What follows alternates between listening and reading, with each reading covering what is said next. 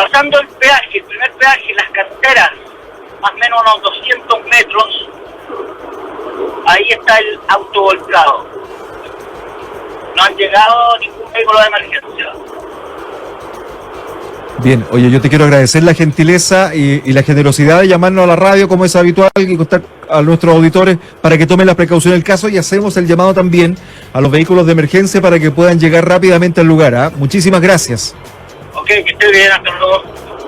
Cuídate, José. Chao, gracias. José que nos llamaba al 800-810-810, que es nuestro número telefónico, donde usted también puede llamarnos totalmente gratis. Esto es en la ruta 57, sector de ruta hacia los Andes. Ahí volcó un vehículo. Precaución para quienes estén transitando por el lugar para evitar una tragedia mayor. Y los vehículos de emergencia que puedan llegar al lugar. Vamos con la siguiente presentación, querido César. Ufología y conversación, con Marcelo Moya y Rodrigo Fuenzalida en el trasnoche de la radio.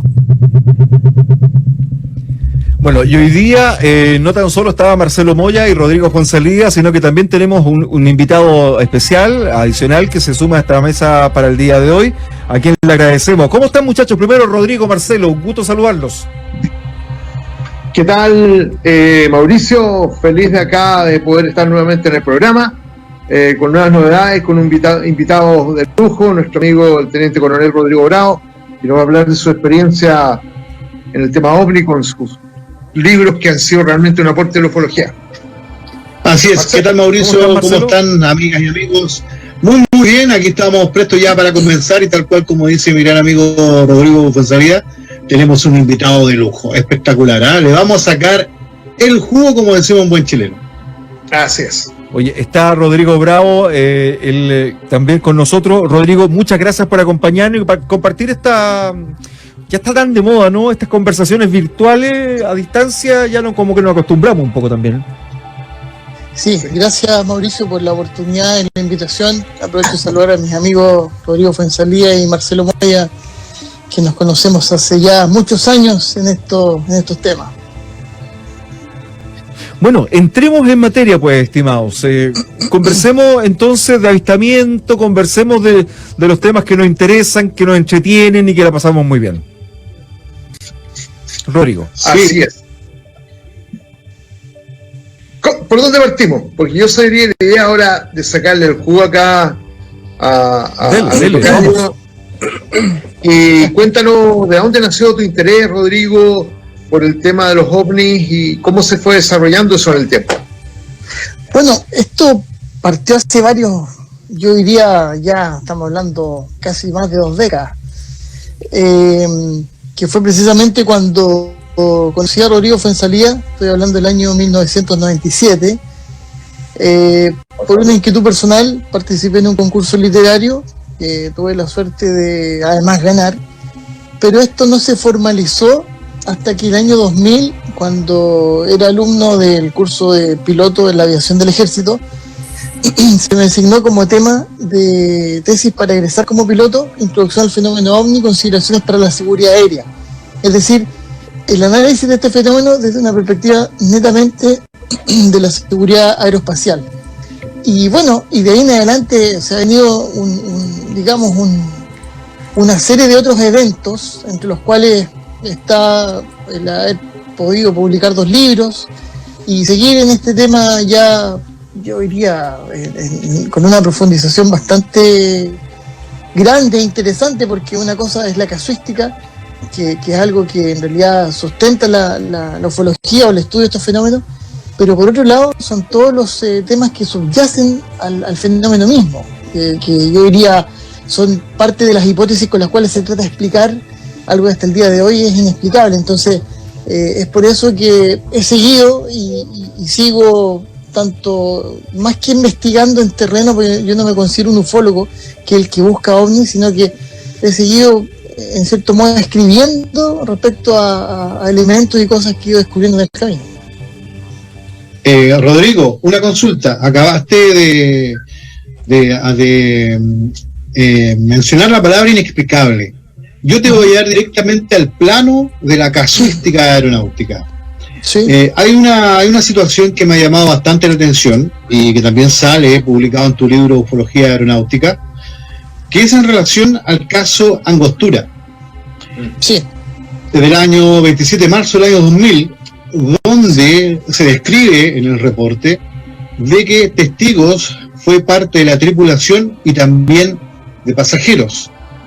¿Qué pasó ahí? Bueno, sabemos que se vio un objeto volador no identificado cuyas características no se compara con nada convencional hasta este momento.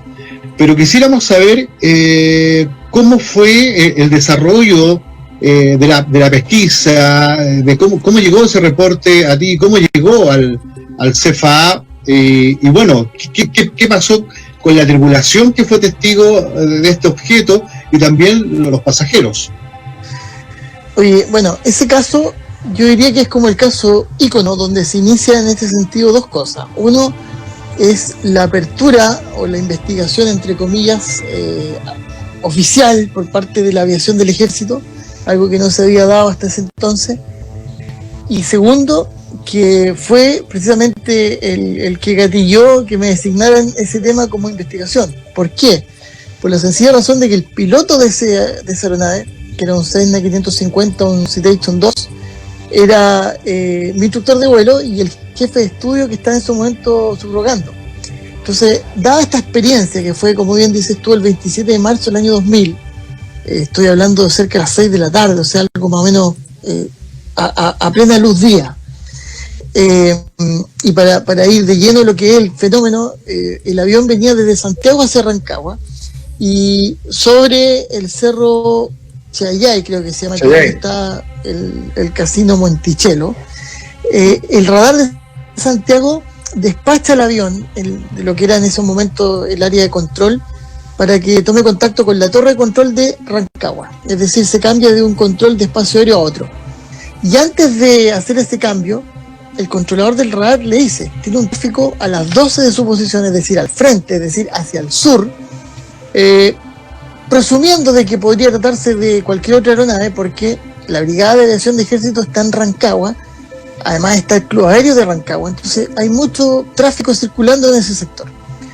Como algo normal, la tripulación consideró que era un tráfico, como le acabo de señalar, de rutina, y cuando cambian de frecuencia y pasan con Rancagua, les dan su posición, su altitud y la estimada para aterrizar en la pista del aeródromo de la Independencia, le consultan y el tráfico de Rancagua le dice: no tengo ningún tráfico en estos momentos reportado, y ellos observan prácticamente un poco más hacia el sur yo diría un poco más al norte de Rancagua, una suerte como de nube blanca, que esa es la descripción inicial que hace.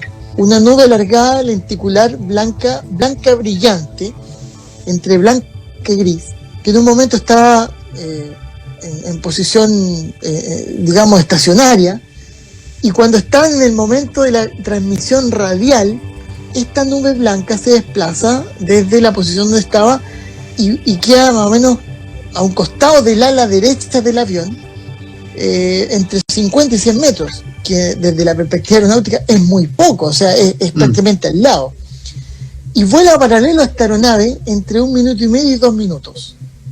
En el movimiento que relatan los pilotos, más la gente que iba, el ingeniero vuelo y otros pasajeros, dicen que esto se movía igual que una cuncuna, o sea, va volando paralelo al avión. El avión, estamos hablando que está a una velocidad entre 250 y 200 nudos, cerca de los 300 y tantos kilómetros por hora. Esto vuela paralelo, pero mientras se movía, hacía un movimiento zigzagueante, igual que una cuncuna, pero muy rápido. O sea, si tú lo vemos desde la perspectiva de casos que hemos visto miles, es una cuestión súper extraña, o sea, un fenómeno muy extraño, porque además esto era tan delgado, porque yo diría que el tubo del Citation 2, que es esta aeronave, no debe medir más de 2 metros. Esto era más delgado que el tubo del Citation 2 y de 50 metros más o menos de largo. Entonces uno dice, si esto tuviese alguna explicación, como parte de la hipótesis es una nave extraterrestre, ¿dónde están los que van tripulando eso? Porque prácticamente tendrían que ser o muy chiquititos o de una u otra forma, no sé. Oye, como, de hecho, ellos lo ven como un holograma prácticamente. Estamos conversando con Rodrigo Bravo, que es el invitado del día de hoy, con Rodrigo Fuenzalida, Marcelo Moya, este segmento de ufología, un espacio que tenemos ya hace harto tiempo. Y la verdad que me llama mucho la atención cuando ya entra el ejército, cuando entran funcionarios, en el caso de Rodrigo, a decir, esta cuestión es verdad, porque yo lo vi, porque ocurrió, cuando sale un poco más allá de este mito, leyenda urbana, que quizás tal vez es preocupante. O sea, tenemos cosas que están dando vuelta que no nos explicamos, y con toda la tecnología que tenemos a través de las Fuerzas Armadas no la hemos podido todavía descubrir, ¿no?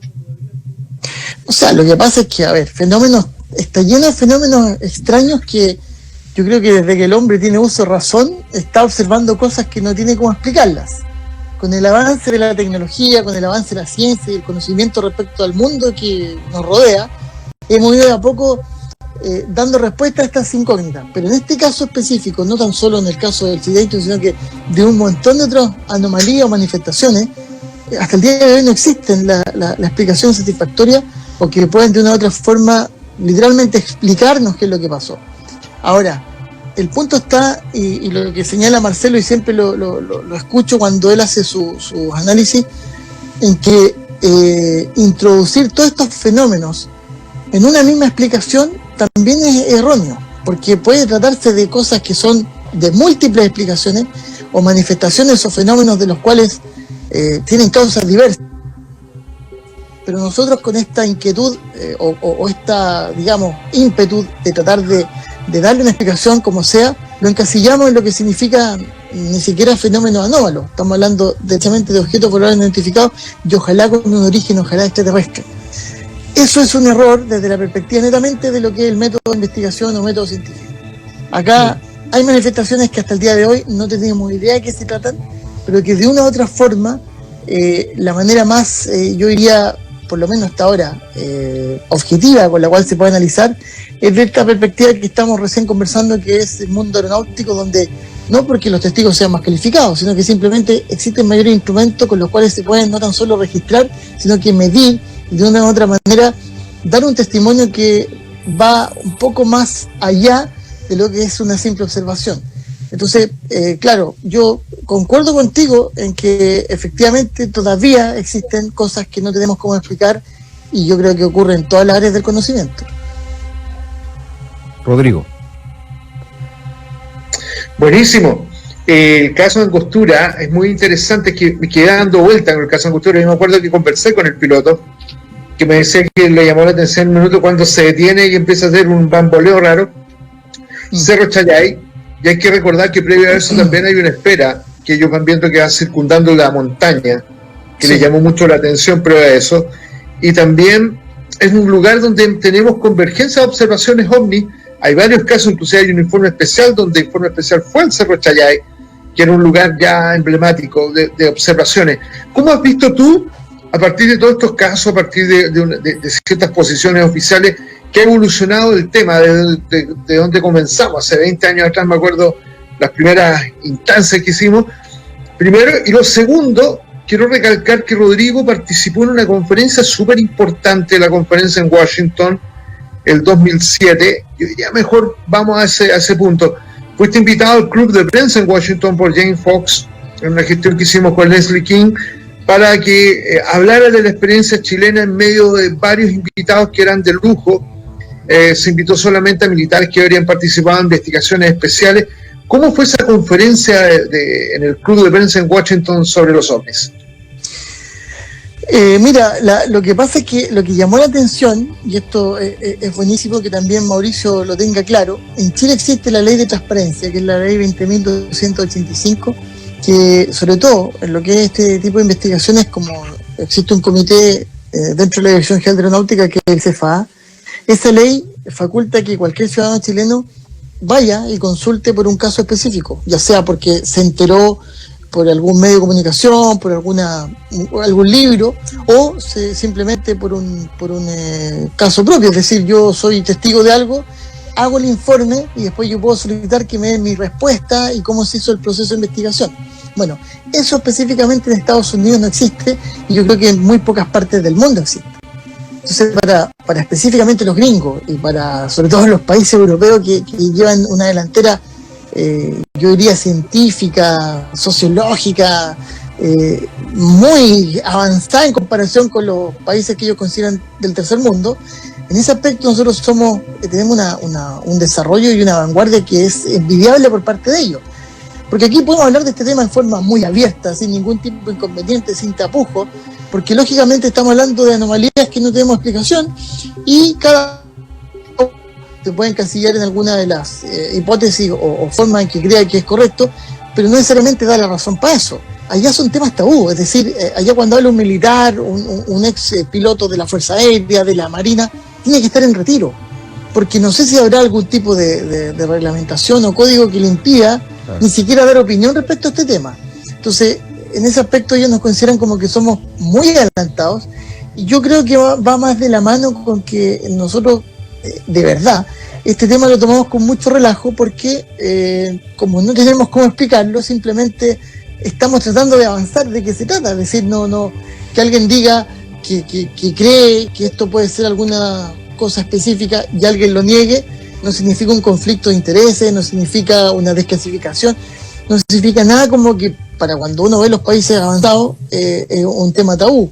Y Estados Unidos específicamente es un país que concentra información y nunca la da a conocer hasta que la gente puede hablar en forma muy libre, cuando ya no pertenece a ninguna entidad gubernamental. Tiene el caso, por decirte uno, ¿no es cierto?, de Luis Elizondo, que era un ex agente del Pentágono, que después de que se retiró recién pudo empezar a conversar un poco de lo que él había visto sobre este tema específico. Estamos con Rodrigo Bravo, Rodrigo Fuenzalida, Marcelo Moya. Marcelo. Mira, me quedo dando vuelta dos situaciones, bueno, que es parte netamente de la fenoménica. Me llamó la atención que mencionaste tú, Rodrigo, en relación al caso de Angostura, el detalle de la neblina. Hay una situación que se repitió el año 76, 77 aproximado, con el avistamiento que tuvo Hernán Gabrieli, también un piloto militar que vio un objeto que podríamos hablar de muy similares características con el caso de Angostura. Esa es la primera parte. O sea, exacto. Digamos, no sé si serán similares, porque el caso Gabrieli, que es del 24 de mayo del 70 y... aproximado, 76, 77, por ahí, claro. Yo lo verifiqué en el libro Altamirano. ¿Y por qué en el libro Altamirano? Que es un ufólogo que falleció hace poco, que es considerado uno de los pioneros de la investigación chilena. Exacto. Altamirano tenía la facultad o la gran, digamos, gracia que él, por 4 décadas, sacó todos los reportes de prensa respecto a este tema, y en la prensa específicamente se dejó claro que este caso había sido el 24 de mayo del año 77. Eso es lo que en cierto modo él pudo determinar, y quedó escrito en su libro, que es Historia de la Ufología en Chile. Lo que sí que el tema de Gabrieli con Catalán, que iban juntos en una operación de vuelo, ellos están hablando de una cuestión que tenía una dimensión que no pudieron, así, se tiraron un piscinazo. Exacto. Acá el caso del Citation, el Citation iba volando entre 1.000 y 3.000 pies, o sea, estamos hablando 1.000 metros. El caso de Gabriel, ellos llegaron hasta 51.000 pies, o sea, estamos hablando 15 kilómetros aproximadamente. Entonces, hay una diferencia, porque el caso de Gabriel, ellos no alcanzaron, o sea, llegaron a su techo máximo y esto seguía mucho más arriba. Claro. En el caso del Citation, esto voló en forma paralela al avión, haciendo estos movimientos, entonces lo pudieron ver con mucha más facilidad porque estaba muy próximo. Claro, como dices tú, tienen una suerte como de, no sé si niebla, un manto electromagnético, no me atrevo a señalar, pero hay algo extraño en esas manifestaciones que se condice una con otra y con varias más, donde se nota que hay una cuestión anormal en el sentido de nuestros conocimientos con respecto a la aerodinámica o a cómo se desplazan las aeronaves, ya sea por empuje, ¿no es cierto?, por el perfil alar. Aquí hay una cuestión muy rara. Y ese caso de lo que es la niebla me pasó, o sea, no me pasó a mí, sino que me ha tocado analizarlo en la observación que hubo acá en Punta Arenas en el 2011, el 3 de marzo del 2011, donde 2 aviones de una empresa de acá regional observan algo que también era muy extraño y que tenía una suerte como de nubosidad alrededor, y que después uno de los pilotos, cuando lo vio desde tierra, lo observa a distancia y ve que, por ejemplo, abajo de esto, que estaba sobre el Cerro Mirador, se veía como nublado, como niebla. Alrededor estaba todo despejado y abajo el objeto como una suerte de, como cuando uno mira atrás de una turbina, que se ve como difuso lo que hay después. Bueno, eso yo creo que obedecerá a algún tipo de, no sé, de electromagnetismo, no tengo idea, pero sí coincide en varias observaciones, estoy hablando del caso aeronáutico, donde se nota este tipo como de manifestación que se añade a los objetos observados. Bueno, estamos en nuestro segmento de ufología, en que le hemos llamado el fenómeno OVNI. Estamos con Rodrigo Fuenzalida, Marcelo Moya. Estamos hoy día con Rodrigo Bravo como invitado, como gran invitado. Las historias son apasionantes, Rodrigo, ¿eh? O sea, en esta cuestión así como dan ganas de ponerse a ver por la ventana en este momento, digamos, para ver si tenemos suerte, ¿eh? Sí. Rodrigo. Sí, cosa de suerte. O sea, de verdad, uno cuando analiza la casuística, que por ejemplo Marcelo Moya se ha especializado en casuística, uno se da cuenta de que hay una cantidad de reportes y que lo importante es cuando se discrimina y se hace el estudio que corresponde y se logra verificar de que eso es real, que la observación no es una mala interpretación del testigo, sino que efectivamente hay algo ahí anómalo. Yo creo que es lo más interesante, que en el fondo nos demuestra de que este fenómeno es algo real. Ahora, ¿qué es lo que es el problema? Ahora, bueno, a ver, el mundo militar, tú, Rodrigo, eres parte de él. Hay mucho de ciencia, de tecnología, de herramientas, de sensores, de radar, en fin. O sea, si a ustedes les cuesta determinar ¿qué queda para el resto, además de los dos expertos que tenemos, para nosotros los ciudadanos? O sea, ¿es un hecho entonces que hay vida distinta, cosas extrañas que están pasando en nuestra tierra de pronto, no? No sé si vida, pero sí fenómenos anómalos, que eso es de ahí partimos. El punto está en que la tecnología que tenemos y todo lo que existe hoy día, por ejemplo, solamente por nombrar Chile, para hacerlo más local. Chile es un país que está completamente cubierto lo que significa su espacio aéreo. El espacio aéreo chileno creo que tiene 32 millones de kilómetros cuadrados, se divide en 5 regiones de información de vuelo donde hay radar y repetidores. Y claro, de repente se observan o se captan cosas que no están registradas o que no están reguladas por el control de tránsito aéreo. Y ahí es donde está la pregunta, pues bueno, ¿qué es lo que es eso? Y ahí es donde está el debate y lo que uno tiene que dejar un poco de lado, lo que son las opiniones o los sentimientos con lo que son las ideas y el uso de la razón, que es muy importante. ¿Sabes qué? Perdón, Mauricio, tú hiciste un alcance muy importante en relación a la tecnología, es decir, a la captación de diversos fenómenos. Yo no quiero dejar pasar, hay un investigador yo lo considero pionero, en los 70, denominado David Atlas. Él fue director del laboratorio de ensayos de estudios atmosféricos de la Universidad de Chicago, y él hace una mención muy importante en relación a, digamos, los radares. Para él obviamente tiene una opinión bastante aterrizada de lo que pueden ser las conclusiones. Para él, fíjate, existen diversas anomalías atmosféricas que el radar captaría, es decir, y que a veces la persona, por ese apuro, a veces por esa necesidad de tratar o esa ansia de tener por fin una prueba de un fenómeno anómalo, de inmediato lo asocia, digamos, con la anomalía. Pero para él hay diversas anomalías atmosféricas que son bastante desconocidas. Estoy hablando de la década del 70. Perdón, ahora, en los 80, 90, obviamente la tecnología de radar ha avanzado. Y yo creo que Rodrigo acá, Bravo, nuestro gran amigo, nos puede hacer un pequeño resumen sobre la tecnología de radar. Sabemos que los radares están siendo, digamos, bastante sofisticados, también, digamos, se modifican también para ciertas velocidades, Rodrigo. Sí, hay que separar lo que son, sobre todo en el caso del mundo aeronáutico, existen dos tipos de radares, que el radar primario, que es el que, como uno se imagina, es un transmisor de señales electromagnéticas que barre con todo lo que esté a su alcance y lo que rebota lo recibe y lo capta.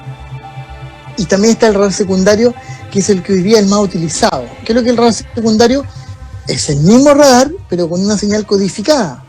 Y ese código lo recibe una aeronave, que además tiene un equipo que se llama transponder, que también está con un código, y ese código entre ellos conversan y contesta.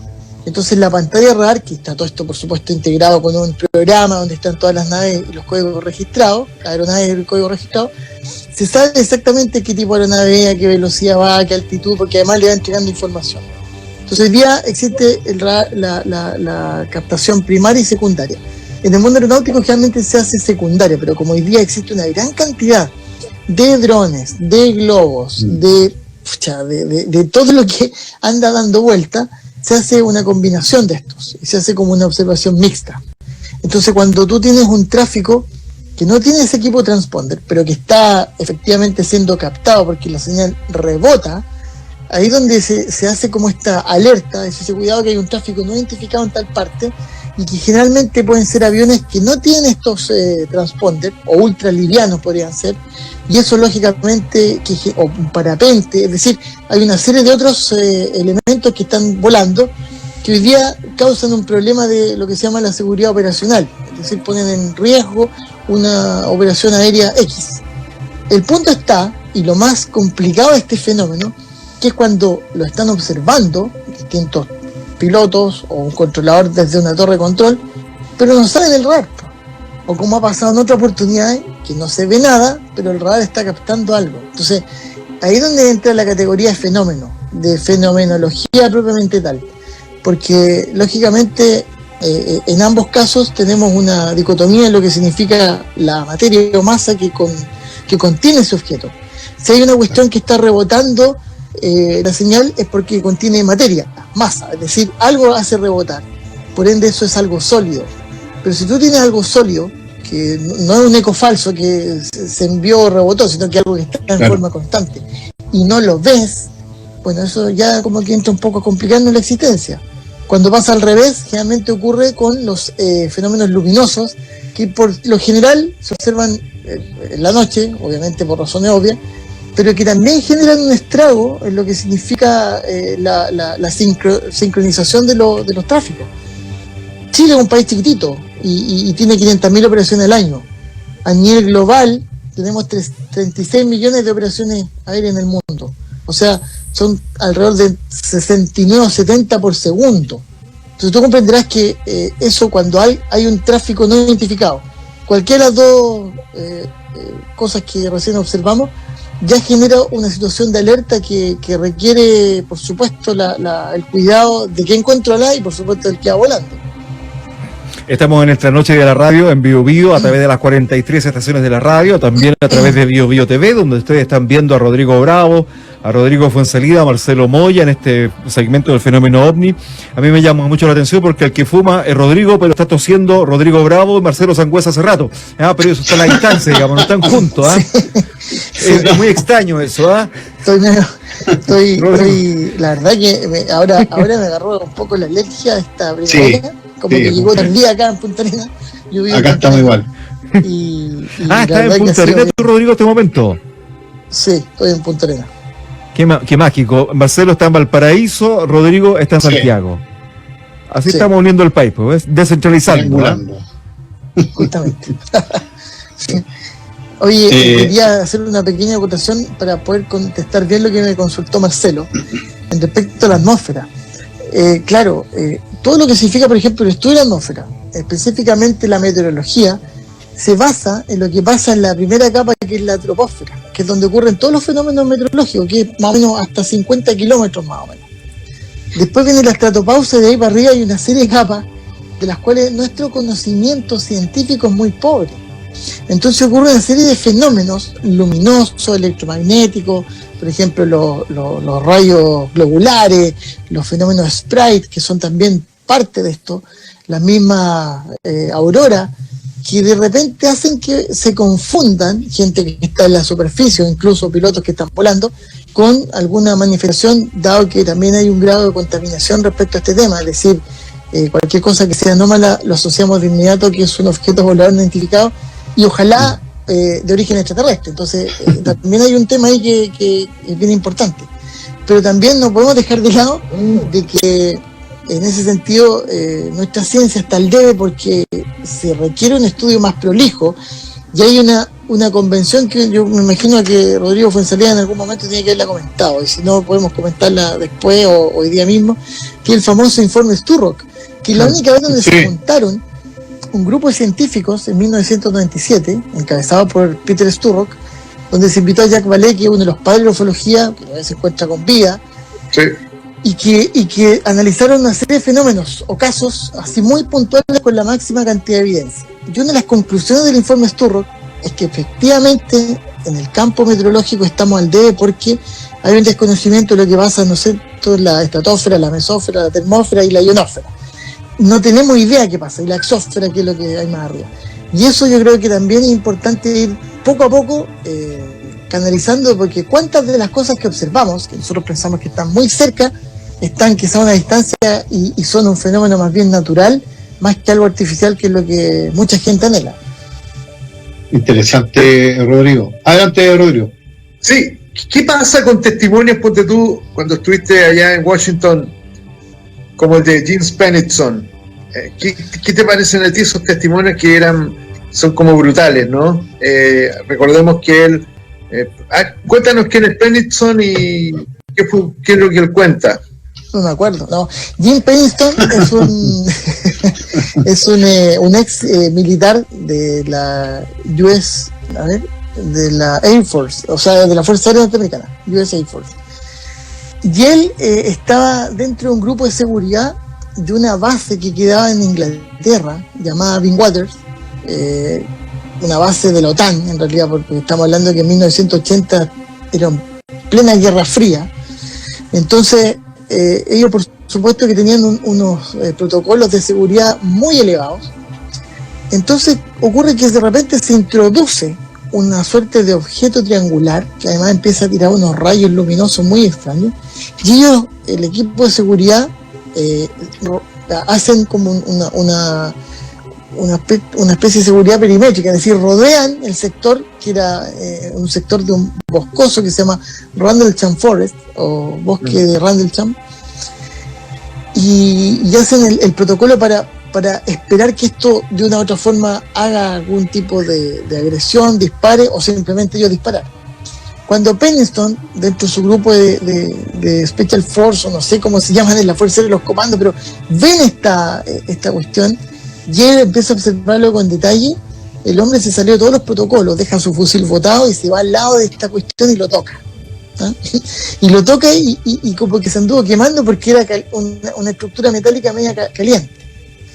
Y ve además una especie como de símbolos muy extraños, que para que no se lo olvidaran, él lo que hizo fue grabarlo, o sea, escribirlo en una libreta de apuntes que tenía.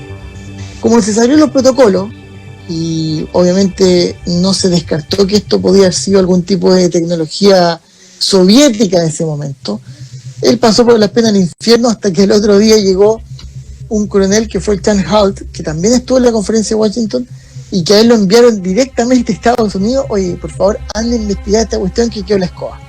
Y él fue a investigar, y mientras estaban en la zona haciendo los primeros análisis, donde además se detectó una importante cantidad de radiación, es decir, están todos los gallos irradiados. De hecho hay varios que ya han tenido problemas de salud y hay una demanda colectiva ahí detrás. Empezaron a observar otros fenómenos que también se acercaron, pero al día siguiente en el día.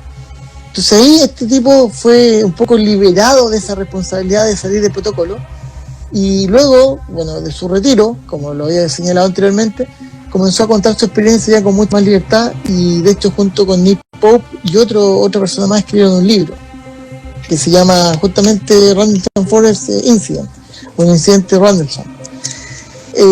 Su experiencia es una experiencia, yo diría, directa, en primera persona, de alguien que tocó algo que no tiene o no tenía cómo explicarlo, porque no tan solo eso quedó ahí, sino que luego se comienza a elevar, envía unos rayos luminosos con luces estroboscópicas. O sea, yo en el año 2000, no sé, uno se imagina una efecto electrónica con este tipo de luminosidad, pero en el año 80 era como medio raro, es como extraño en realidad para esa época. de acuerdo a la descripción y a los informes oficiales que hay de otros testigos. Esta cuestión lo vieron 40 personas, o sea, no es que Jim Pennington fue y lo tocó solo, sino que está el equipo de seguridad completo. Entonces, ahí tenía un caso donde de verdad, y él lo escribe muy bien en su libro, él trató de buscar después explicación para estos símbolos, buscó en lenguaje o en símbolos antiguos, buscó en la runa, buscó, tratando de buscar una conexión que podía significar eso, que fuera un lenguaje más bien, yo vuelvo a decir, como en clave, mezclado con simbolismo, veo si tenía un lado esotérico, pero no hubo caso, no encontramos por ninguna parte. Entonces, lógicamente que ahí entra la duda de que no se sabe exactamente qué es lo que se posó ahí. Esto se empieza a elevar, manda su rayo luminoso y luego se va hacia la vertical y se desaparece. ¿Qué lo que era? Nadie sabe lo que era, pero lógicamente que hay detrás una tecnología que es muy interesante. No. Oye, bueno, Rodrigo. Lo dijo Rodrigo era tremendamente sabio, dijo, la hora se nos va a pasar volando, cuando estábamos coordinando la entrevista el día de hoy. Nos queda un minuto, Marcelo Moya. No, ya no, mira, le hacer la consulta, pero en virtud del tiempo, el caso Academia de Guerra. Siempre estamos mirando al extranjero, pero acá hay una situación bastante interesante, pero yo creo que por el tiempo, yo creo que lo vamos a dejar para un próximo programa. No sé si Rodrigo... Vamos a tener que invitar nuevamente a Rodrigo. Claro, un caso pendiente. En el próximo programa continuamos una segunda etapa. Y no fume tanto que llegue el humo hasta acá. Estamos todos haciendo Rodrigo. Bueno, contarle a nuestros auditores y televidentes, auditores que nos están viendo BioBio TV, lo que pasa es que estamos a cuatro pantallas, digamos. Entonces Santiago, Punta Arenas, Valparaíso y el estudio. Pero estaba fumando un puro, como siempre lo hace Rodrigo Fonsalida, pero los otros dos panelistas tosieron durante toda la entrevista, digamos. Yo creo que están tan comunicados entre sí que les traspasó, digamos, el ambiente. Oye, yo te quiero agradecer, muchas gracias Rodrigo Bravo por recibir el llamado y a ver si conversamos nuevamente a futuro con el otro Rodrigo y con Marcelo, que son nuestros ufólogos. Rodrigo Fonsalida. Yo, Mauricio, te agradezco a ti la invitación, a Rodrigo igual y a Marcelo, y quiero aprovechar de dejar extensiva la invitación porque yo tengo un Twitter que es @ecobufón, donde están mis 2 libros disponibles para quien quiera bajarlos y leerlos. Súper bien. @ecobufón o Rodrigo Bravo Garrido, que es mi nombre. Pueden bajar. Perfecto. Los libros. Pueden bajar y también hay una página que se llama Investigadores, donde estamos ya a partir de 2021 con una serie de proyectos de difusión, donde también van a estar incluidos más textos para que la gente los pueda descargar en forma gratuita y ojalá sean, introduciendo en este tema que es muy interesante. Súper. Rodrigo. Bueno, visiten Ion Informa en Facebook, ion.cl esencial, Rodrigo Fuenzalida H en Instagram, Rodrigo Fuenzalida en YouTube y ion.cl, no se lo pierda. Ion 01. Marcelo, ¿dónde te ubiquen a ti, digamos? No, yo cortito, omnistación.blogspot.com y listo, chao, yo ahí nomás. Blogspot, ya estoy un poco antiguo, sí, yo creo que hay que avanzar un poquito, Sí. No, sí, mira, los artículos están, como dice Rodrigo, en ion.cl. Yo tengo también otra página, también omnistación.blogspot.com, pero también ahí publico algunos análisis y algunas dudas que tengo en relación a diversos casos. Sí, así también. Gracias por estar con nosotros. Ahí estaban en vivo y en directo en nuestro segmento del fenómeno OVNI, que lo abordamos acá, en el trasnoche de la radio. En BioBio, la radio, investigamos para que lo que tenga que salir a la luz salga al aire. Si no estás informado, no puedes tener opinión. BioBio, la radio, presenta El Informador. Y llegamos al resumen de noticias de las 3 de la madrugada aquí en la radio. Se lo contamos oportunamente a través de BioBio durante esta jornada.